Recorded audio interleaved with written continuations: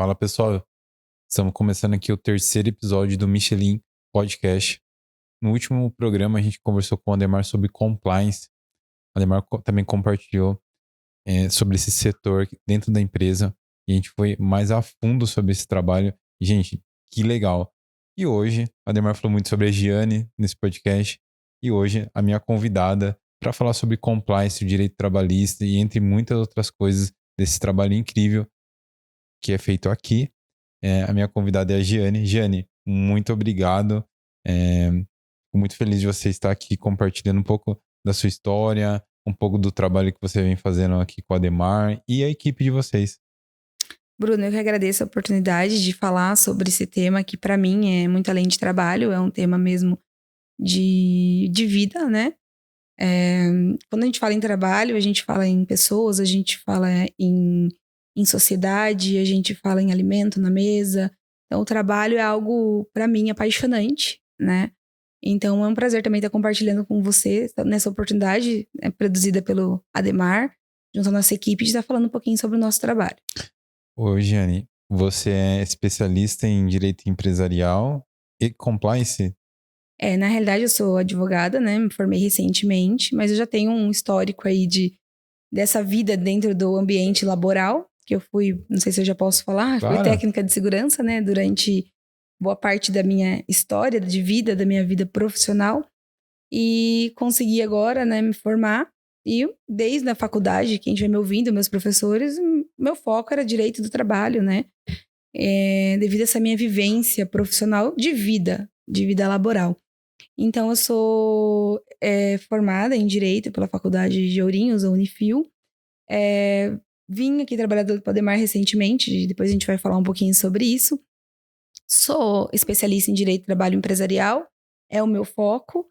E o compliance trabalhista, né? O compliance trabalhista, a gente vai falar que esse termo, né, é um termo novo. A gente vai falar um pouquinho sobre isso também, mas nada mais é do que o direito preventivo do trabalho, né? Com uma roupagem mais de instrumento de governança corporativa. Então, a gente vai falar um pouquinho sobre isso e vai poder entender melhor.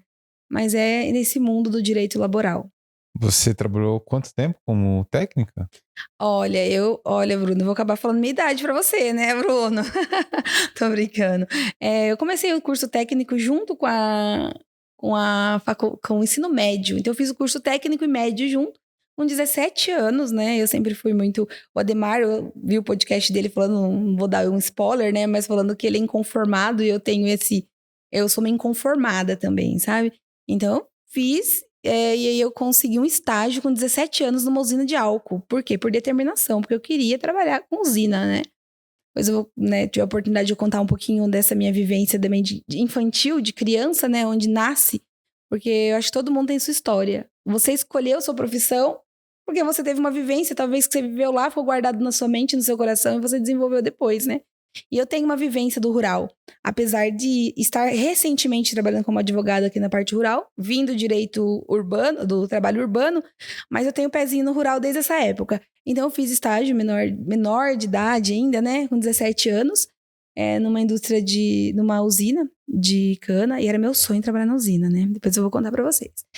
E aí, não podia renovar meu contrato porque era menor. Eu fiz 2 meses, né, de estágio. Aí o médico do trabalho, um grande amigo, né, infelizmente a gente perdeu ele o ano passado, o Dr. Paulo, né, foi o médico do trabalho e falou, você não quer trabalhar pra mim? Gostou do meu trabalho? E eu fui trabalhar, onde trabalhei com consultoria de segurança do trabalho com ele 3 anos. Eu fui pra faculdade de engenharia, fiz faculdade de engenharia elétrica, não consegui concluir por algumas coisas da vida. E aí comecei a trabalhar com consultoria em algumas empresas, sempre em segurança. E esse estágio foi em 2004.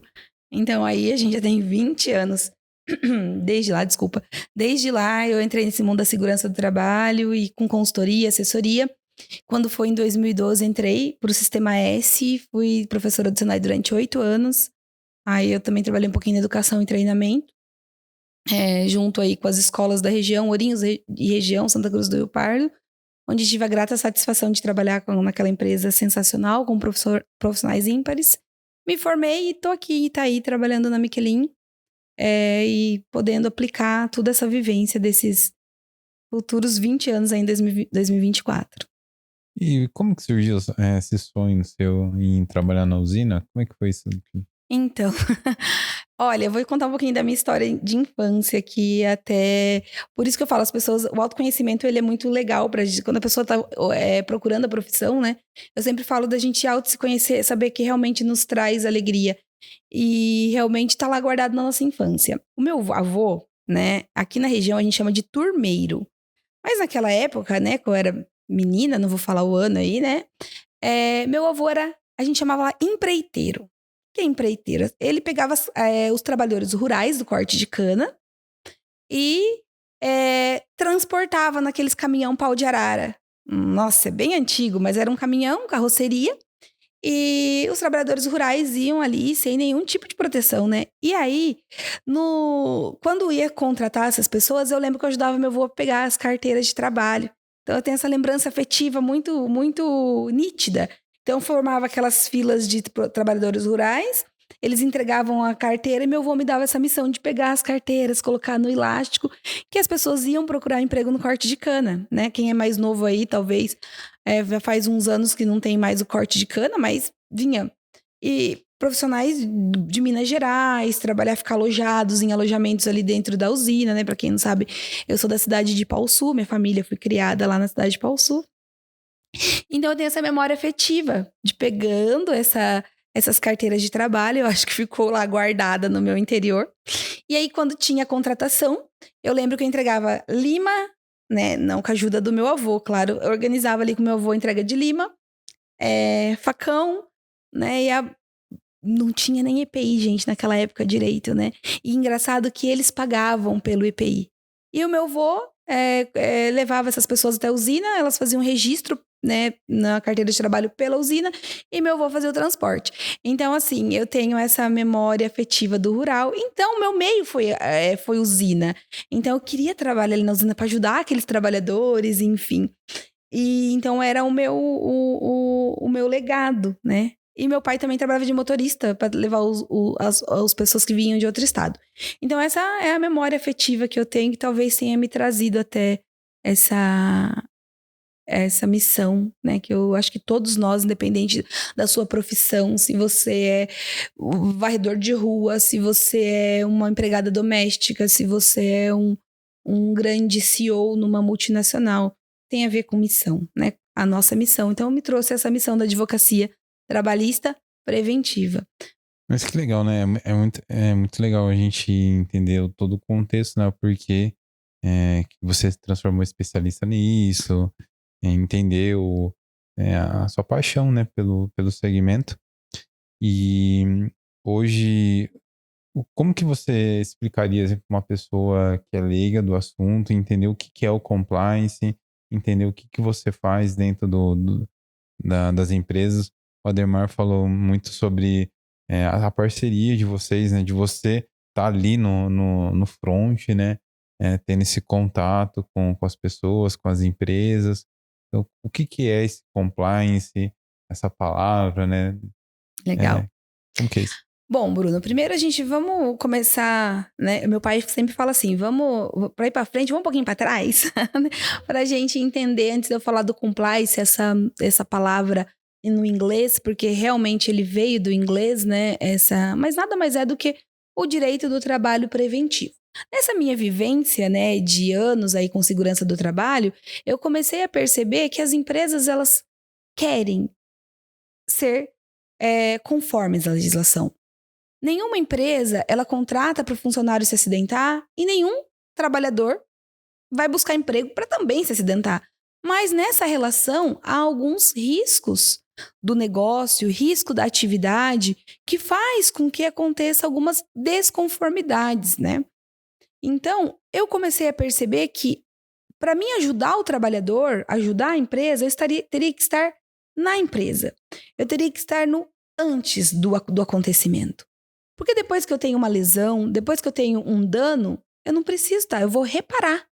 Então, se eu tenho um colaborador que perde uma mão ou que deixou de receber uma indenização ou que não teve os seus direitos ali na rescisão de contrato pago, já teve um dano. Eu não queria estar depois, eu queria estar antes. para não dar somente segurança pro empregador, mas também pro empregado, mas também pro empregador. O empregador é uma figura importantíssima dentro da relação. Ele assume risco do negócio, como a gente estava falando anteriormente. Ele contrata, ele tem uma taxa tributária imensa, ele tem que lidar com um ser humano, né? Que não é fácil. Eu tenho, às vezes, né, 30, 40 profissionais ali que pensam de maneira diferente, têm suas opiniões diferentes, e eu tenho que gerir tudo isso e trazer ainda uma produtividade com economia, com eficiência, com segurança. Então eu comecei a perceber que, poxa, eu precisava estar antes, não depois do dano ocorrido. Então, essa é a advocacia preventiva, estar antes. Então, o que é o compliance, né? Entrando no compliance. O compliance, ele começou a entrar no Brasil, esse termo compliance, com a lei anticorrupção em 2013, devido aos escândalos de corrupção no Brasil. Então, essa lei anticorrupção, ela foi inserida, né? E para combater as corrupções contra a administração pública. Então, para que eu combata a corrupção, eu preciso ter integridade, preciso ter transparência, preciso ter ética. Então, criou-se a ferramenta, né? A ferramenta, o instrumento, a forma de gestão de se combater e de se prevenir esses desvios de conduta gerada ali dentro dessas organizações. Então, esse termo veio do inglês, to compliance, que é agir em conforme. Eu vou agir em conformidade. Só que foi tão legal, Bruno, teve tantos resultados, né? De melhoria, que viu-se a necessidade de aplicar esse compliance, que é agir de conformidade, dentro de outras áreas. Então, eu posso ter um compliance tributário, eu posso, então, vou traduzir por português, eu posso agir conforme no direito do trabalho, eu tenho que agir conforme o direito tributário, eu tenho que agir conforme o direito previdenciário, para regular aí as condutas desconformes. Mas, Giane, desconforme com o quê? A gente não tem a lei? A gente tem CLT. Vamos falar de trabalho, né? Que a gente está falando de compliance trabalhista. A gente tem CLT, a gente tem a lei, no caso específica, de proteção dos trabalhadores no lei rural. Eu tenho lei de proteção de dados, eu tenho convenção coletiva, eu tenho acordo coletivo, eu tenho norma regulamentadora. E lá tem requisitos que eu preciso cumprir. Quando eu não descumpro, o que eu tô? Desconforme. Então, nada mais é o programa de gestão, é nós fazermos com que a empresa cumpra aquilo que está escrito nas normativas. Consigo trazer a realidade? O papel é igual à realidade? Muitas vezes não, é difícil, né, de aplicar a realidade, o papel na essência. Mas eu tenho que garantir aqueles direitos mínimos ali para proteger empresa e proteger empregador, para que não há excessos e nem reduções de direitos. Então, o compliance trabalhista, ele vem, como eu sempre falo para meus clientes, como uma engrenagem, um facilitador de tomadas de decisões assertivas. Então, eu posso dar um exemplo, Bruno? Claro. Então, vamos lá. Vou dar um exemplo comum que todo mundo vai entender, né? Embriaguez ao volante. Nossa, o que tem a ver embriaguez ao volante com direito de trabalho? Vamos lá, o Bruno foi numa festa ontem, estou usando o exemplo, e o Bruno, né, bebeu um pouquinho e estava dirigindo, correto? Você sabe que isso é uma conduta contra a lei, você não sabe, Bruno? Não, vamos lá, vocês vão entender que isso vai chegar no trabalho. Você sabe que é uma conduta contra a lei, né, de beber e dirigir.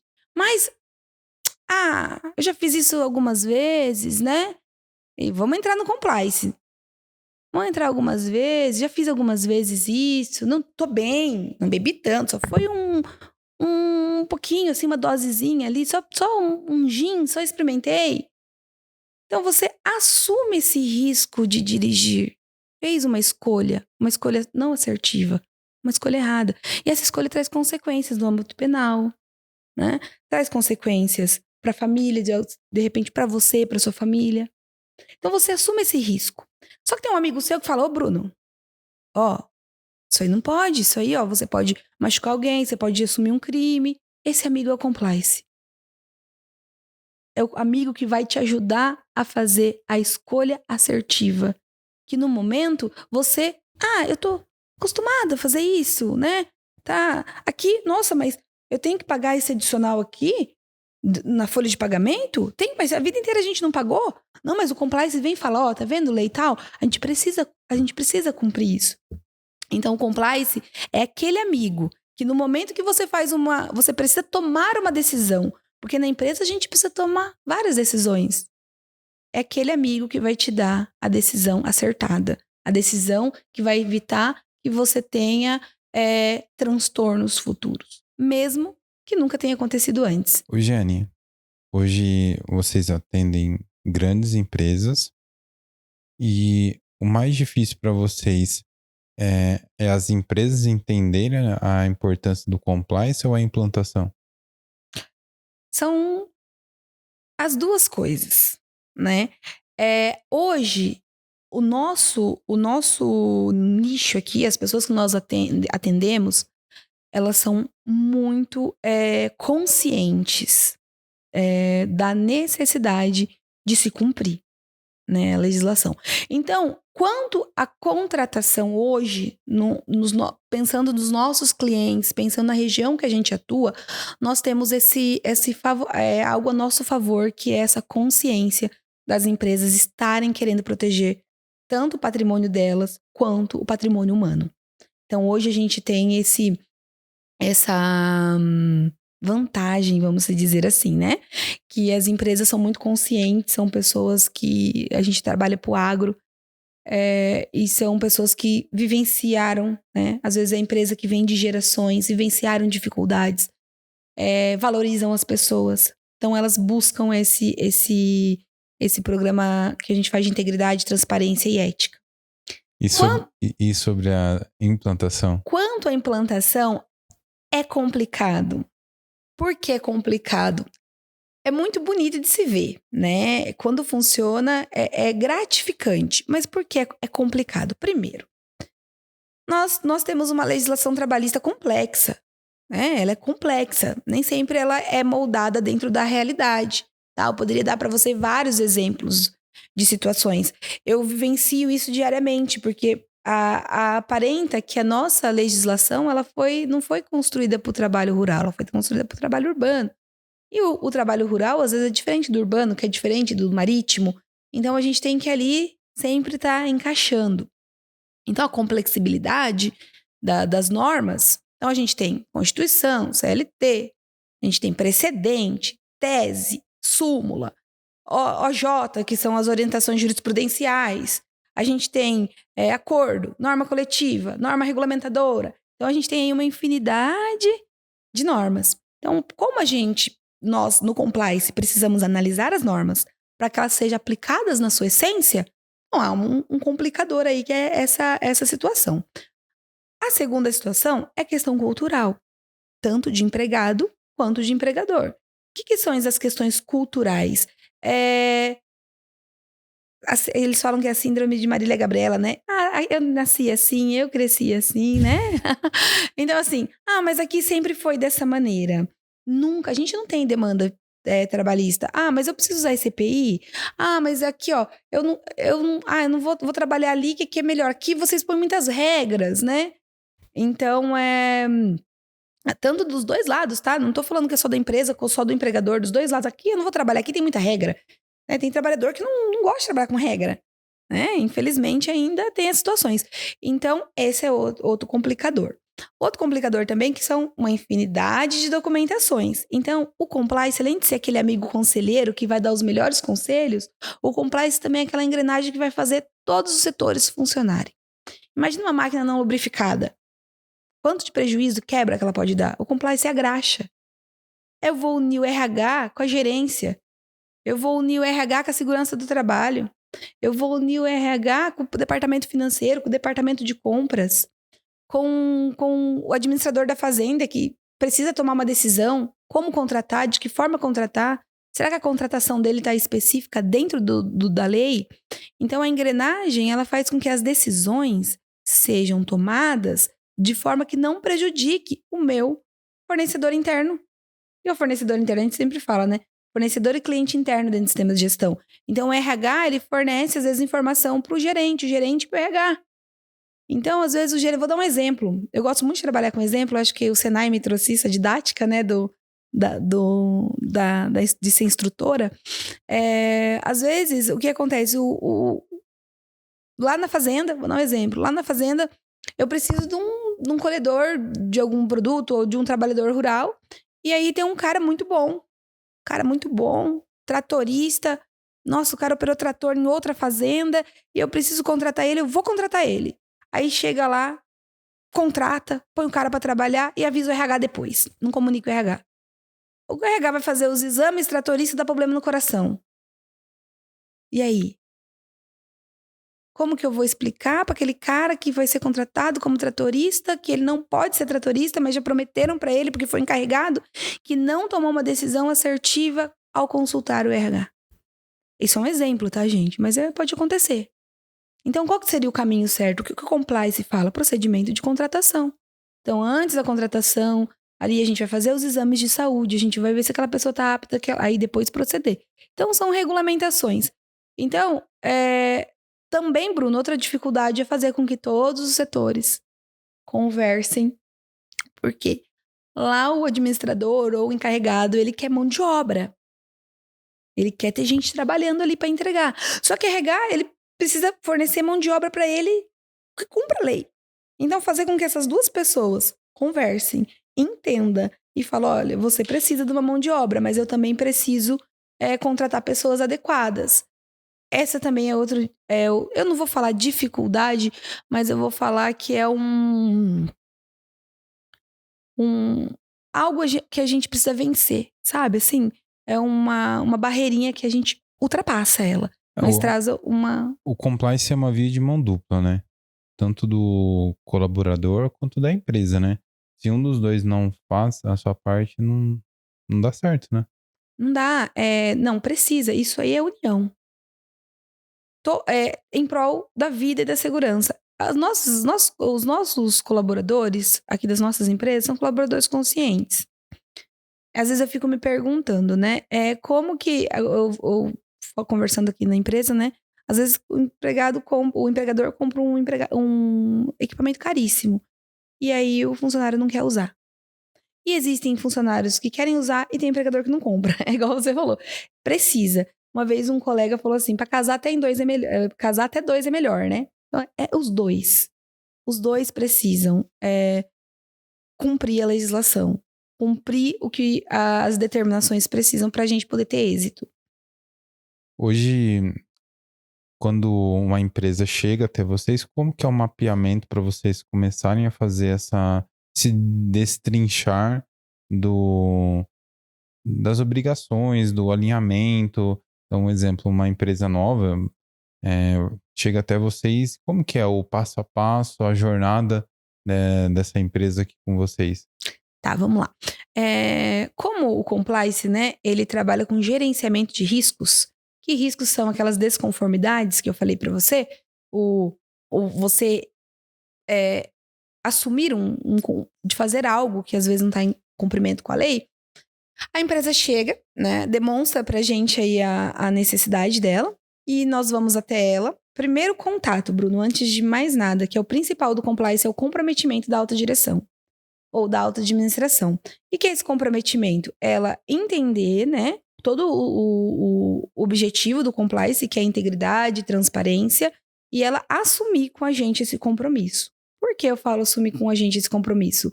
Porque ela vai ter que dar exemplo. Então, assim, quando for uma tomada de decisão, ela vai ter que estar engajada. Então, não funciona compliance onde a autodireção não está engajada. Nós chamamos isso de compliance de fachada. É onde eu contrato uma empresa ou um profissional para fazer aquilo, mas eu não deixo ele trabalhar. Eu falo, olha, não, né? Posta foto aí, faz alguma coisa aí, não. Esse é o compliance de fachada. Não é o que nós trabalhamos aqui. A gente trabalha realmente com compliance. Então, as empresas vão procurar a gente, nós vamos fazer a doutora Ademar, faz uma reunião junto com essa empresa, a gente explica o processo de compliance. Se ela mostrar positiva a esse engajamento, a esse comprometimento com o compliance, a gente inicia uma auditoria. O que é essa auditoria? A gente vai entrar dentro dos documentos da empresa, né, através de formulário próprio, e vai contabilizar todos os riscos que ela tem. Então, a gente vai auditar folha de pagamento, como é feita a contratação, né? Desde divulgação de vaga, se essa divulgação é discriminatória, não é discriminatória, desde a forma do tempo, né, de entrega de documento, se essa pessoa está entregando esse documento e está entregando um recibo para a pessoa, porque a pessoa pode perder o documento, a lei de proteção de dados, como esses dados são protegidos, né? A gente entra em cartão de ponto para ver se tem excesso de jornada, para ver se tem pagamento efetivo de hora extra, para ver se tem adicional noturno, descanso entre a jornada. Então, tudo aquilo que a lei regulamenta. A gente vê o transporte, segurança, saúde do trabalho, uma infinidade. Se eu for falar aqui para vocês, é uma infinidade. Depois disso, a gente faz uma reunião apresentando para a empresa quais são os riscos em potencial que ela tem. Acontece muitas vezes que no meio que a gente está fazendo esse trabalho surgem outras demandas mais urgentes, daí a gente vai, né, trabalhando. Mas o primeiro passo seria esse, que é o passo da implementação. Quando a gente entende, né, onde estão os riscos, quais são os riscos toleráveis, os riscos que não são toleráveis, né? Qual o risco que eu vou combater agora? Qual o risco que me traz uma urgência melhor? Isso chama gerenciamento de risco. A gente faz esse gerenciamento de risco, apresenta para ela e ela vai nos dar um feedback e a gente monta um plano de ação. Então, a gente vai trabalhando paralelo o plano de ação para mitigar esses riscos, juntamente com a construção dos documentos, que é a grande diferença do direito do trabalho preventivo e do compliance, são a formulação desses documentos. Quais são os documentos? Código de ética, regulamento interno, canal de denúncias, né? Aí você vai surgir outras dúvidas, né? O que é o código de ética, né? Então, a gente não fala de transparência, ética e integridade? Então, para mim ter missão, visão, valor, que a gente da organização, e essa organização tem alguns princípios, então ela tem que seguir esses princípios, ela e seus colaboradores. Vamos dar um exemplo de um princípio. Se a empresa fala assim, eu tenho o princípio de valorização da nossa gente, valorização do material humano, eu tenho que ter condutas que valorizam as pessoas. Se eu coloco lá, eu sou uma empresa sustentável, eu tenho que ter condutas que não poluem, condutas que têm ambiente de trabalho equilibrado. Então, a partir dessa construção ética da empresa, a gente vai construir o código de ética dela. Como ela lida com os relacionamentos? Como ela lida com as situações de assédio? Como ela lida com as situações de discriminação? O que ela é? Ela é favorável? É contrária? Se ela for contrária, quais são as ações que ela toma sobre isso? O regulamento interno. Os trabalhadores têm que saber as regras deles. Que hora que ele entra, que hora que ele sai, onde ele almoça, que ele tem que usar as áreas de vivência, que ele precisa... Regras. Então, para que sejam cumpridas as regras têm que ser antes estabelecidas, né? Então, o regulamento interno é o estabelecimento de regras internas, né? E o trabalhador vai ter conhecimento desse estabelecimento de regras. Estabeleceu regra, tem manual de qualidade, de conduta. E se tiver um desvio de conduta, como que eu trato? Como que eu fico sabendo? Através do canal de denúncias, que é um canal de denúncia que garante o anonimato, garante a tratativa, pra gente poder o quê? Agir em conformidade. Você falando em denúncia, eu lembrei de um documentário que acho que foi a Michelle Obama que fez, sobre os trabalhadores. Teve uma empresa chinesa que comprou uma fábrica nos Estados Unidos e ali no documentário mostra a diferença do trabalhador americano, que tem ali, né, os sindicatos, né, e o trabalhador chinês, né? Então, ali que eles começam a mostrar a diferenciação, né? Então, a postura, como que o chinês era muito assertivo, dedicado, metódico. As jornadas de trabalho deles eram muito maiores que a do americano. E aí começa a ter esse problema do sindicato e tudo mais. Por que eu tô fazendo essa contextualização? Em relação à nossa realidade aqui. Às vezes tem casos que nem quando a gente comentou de gravar sobre esse podcast, né? Acabei vendo no Instagram, né? Sobre lista de doenças e problemas mais comuns entre os trabalhadores. Então, como é que vocês trabalham isso? Eu sei, eu sei que a região também influencia. Hoje a gente está no interior de São Paulo, mas se a gente for para o sul do Brasil é diferente, algumas coisas, culturalmente. Então, como que é essa parte que chega em alguns casos que a pessoa não está bem, não fisicamente de não usar o IPI e se machucar, mas às vezes de cansaço, de desgaste, às vezes empresas que pagam, né, a pessoa para trabalhar mais, a pessoa recebe, mas tem um desgaste, né? Vamos colocar aí uma empresa de jeans que a pessoa tem que passar. Isso, então a pessoa tem que passar 100 peças por dia. Então, se ela trabalhar mais 6 horas naquele dia, ela vai passar 200. Então, ela vai ganhar o dobro. Só Uhum. que em cima disso, ela vai ter um problema de saúde, né?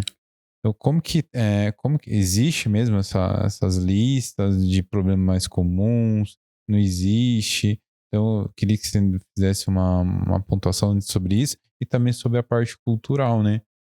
Porque hoje o foco de vocês é o agro, né? Então, existe a cultura dos trabalhadores que é diferente de um trabalhador que trabalha numa indústria de uma metalúrgica. Então, como que é esses cenários do trabalhador de forma mais ampla, assim? Tá, legal. Você falou da lista, né? Recentemente, agora 27 de novembro, teve uma ampliação dessa lista. A gente chama Lista de Doenças Relacionadas ao Trabalho, né? Para pegar um ganchinho dentro da fala, voltando no canal de denúncia, para a gente já entrar nesse contexto, fala-se na legislação que o empregador, o empregado, o empregador, ele é responsável, né, por manter um ambiente equilibrado, um ambiente laboral equilibrado, livre de doenças. E as doenças hoje têm doenças físicas e doenças psíquicas, que é os riscos psicossociais. Existe sim essa lista, é uma lista, né, que faz a relação dos fatores de riscos e as doenças. E recentemente, agora, dia 27 de novembro, entrou outras doenças. Vou dar um exemplo para você. Para quem trabalha com noturno, adicional noturno, entrou como relacionada ao trabalho. Não estou falando que é uma doença do trabalho, ela tem relação. Diabetes. Você pode pegar na lista lá, trabalho noturno, diabetes, infarto cerebral. Então, o que acontece? Você pega aquela doença, você analisa a vida do trabalhador. Eu posso relacionar ele ao trabalho. E vou te explicar onde compliance entra nisso. Jornada de trabalho excessiva, você acabou de falar. Jornada de trabalho excessiva. Dentro lá da jornada de trabalho excessiva, estão associando doenças mentais, inclusive o uso de drogas e álcool. Que a relação do trabalho, da jornada excessiva, trouxe risco que fez a pessoa desencadear o alcoolismo. Então, aonde a gente está, para onde a gente está caminhando? Essa lista nasceu do nada? Não, essa lista foi um estudo pelo Ministério da Saúde, feito aí dos últimas doenças apresentadas aí no mundo do trabalho. Outra coisa importante, tem a parte do burnout, que é o esgotamento, né? Trabalho também entrou como doença relacionada ao trabalho. Câncer, entrou alguns tumores como doença relacionada ao trabalho. Então, onde o compliance entra nisso? Justamente isso que você falou, tentando reduzir a jornada, tentando dar mais salubridade para os trabalhadores, para que a gente não comece a relacionar doenças com o trabalho. Então, lembra que eu falei no começo que eu queria estar antes? Que meu trabalho queria ser desenvolvido antes, não depois da doença desenvolvida? Compliance é isso, é estar antes. Então, como que a gente faz isso? A gente faz, igual você falou, né? A cultura é diferente, a produção, o feijão é diferente de uma metalúrgica, porque eu tenho riscos diferentes, eu tenho horários de jornada diferentes, jornadas exaustivas diferentes. Como que a gente vai trabalhar? Isso a gente vai fazer um estudo por cada empresa. Então, recentemente, agora, essa semana passada, eu sentei com todas as empresas que a gente trabalha e eu comecei a entender a cultura do feijão, a cultura da soja, a cultura do algodão, a colheita de laranja, milho, trigo, porque cada cultura é diferente. E esses trabalhadores estão inseridos nessa cultura em relação à jornada de trabalho, em relação à exposição de riscos. E eu comecei a entender cada empresa. Tem empresa que tem máquina, tem empresa que não tem. Tem empresa que tem pessoas que aplicam só defensivo agrícola. Tem empresa que todo mundo aplica. Então, eu preciso conhecer a realidade da empresa para construir medidas que se aproximem, né? Quando eu não conseguir efetivamente fazer o cumprimento, mas que se aproximem. Excesso de jornada, compensação, descanso semanal, um um lazer, contrabalancear. Então, é isso, esse é o papel do compliance, né? Agora, se eu entendi bem sua pergunta final, né? A parte cultural é como os trabalhadores lidam com essas exigências. Porque se a gente for parar para imaginar culturalmente, como existe também a dificuldade para a implantação, existe também a parte regional. Então, se a gente for pegar uma pessoa que trabalha em Pernambuco, às vezes lá tem uma exigência num trabalho que aqui é onde que entra o sindicalismo que eu fiz em comparação. Sim, Para os trabalhadores americanos, a jornada que os chineses faziam era abusiva, era sim. desumano. Então, como que essa regionalidade também, ou regionalização, não sei qual que é o certo de falar, e como que funciona isso também para a implantação Sim. dos métodos, né? Então, para nós, funciona da seguinte maneira. A gente primeiro conhece a empresa, depois a gente conhece os funcionários dela. E não é nada, Bruno, empurrado para o funcionário. Olha, você tem que fazer isso. Não, a gente constrói procedimentos e os funcionários, eles começam a ter conhecimento do que nós estamos fazendo. Nós trabalhamos com distribuição de conhecimento. Nós trabalhamos com convencimento. Então, eu chego num trabalhador, igual você falou, um trabalhador do norte do Brasil, que ele nunca usou equipamento, trabalhava lá na roça a vida inteira, precisou vir pro sudeste, chegou aqui com uma botina, né, velha, e a gente dá botina, capacete, óculos, perneira, mangote, luva, protetor solar, chapéu, touca árabe. Ele fala, o que é isso? Mas a gente não impõe, a gente enche ele de informação. Informação assim, olha, isso é para sua saúde, isso é bom para você, né? Isso vai ser bom para o seu desenvolvimento. Teu chapéu de palha não tá legal? Ah, a tua botina tá apertada? A gente vai tentar buscar um outro recurso. Às vezes se for cultural, é devagar. Ninguém muda do dia pra noite, mas é passinhos de formiguinha, né? Tem pessoas que são resistentes mesmo, Bruno. Mesmo, não quero usar. E aí, infelizmente, Bruno, eu tenho que te dizer isso. Infelizmente, fica difícil de entrar no mercado de trabalho. Assumir um risco de uma pessoa que realmente não quer. A empresa também, ela tem essa prerrogativa, né? De fazer a escolha consciente também. A gente dá oportunidade para o trabalhador, conhecimento, cobra o uso, né? Ouve ele, a gente ouve. Eu vou para as fazendas, a gente ouve, pede para os carregados ouvirem os trabalhadores. Por isso a gente tem o canal, né, a linha ética, para ouvir. Às vezes a empresa entrega lá um equipamento, o equipamento está machucando, o funcionário não usa. Às vezes é um erro de fabricação que está pegando uma lasquinha aqui, é só trocar o lote. Então, ouvir as pessoas, ouvir as dificuldades delas, saber o que elas precisam, tanto o empregado como o empregador. Então, hoje, eu sou confortável em falar para você que as empresas que nós trabalhamos, elas buscam isso. Ouvir e resolver, solucionar antes de não usar o EPI ou qualquer coisa do tipo. A gente falou muito do compliance, né? Que é essa nova forma, vamos dizer, das pessoas se expressarem sobre o direito do trabalhador, né? Mas como que isso começou aqui no nosso país? Como que iniciou o direito do trabalhador em si? De onde que surgiu nesse compliance, vamos dizer assim? Então, como eu falei anteriormente, o compliance ele veio no Brasil recentemente pelos escândalos de corrupção, né?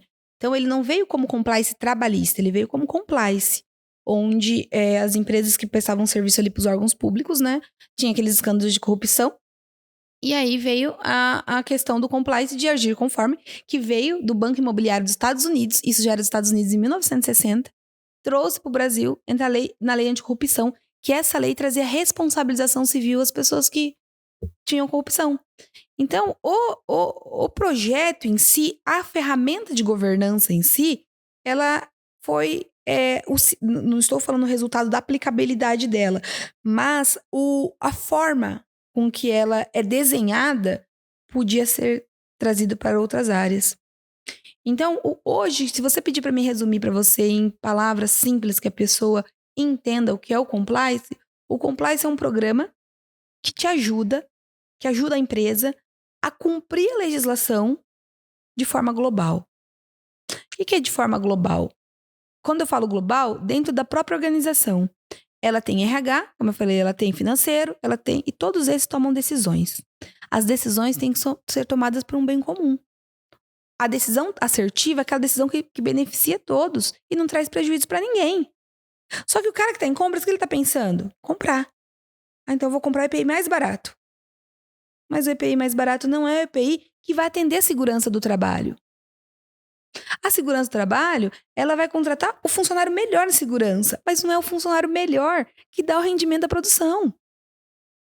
O funcionário que dá rendimento da produção não pode operar uma máquina, porque mais está operando, porque o RH não viu.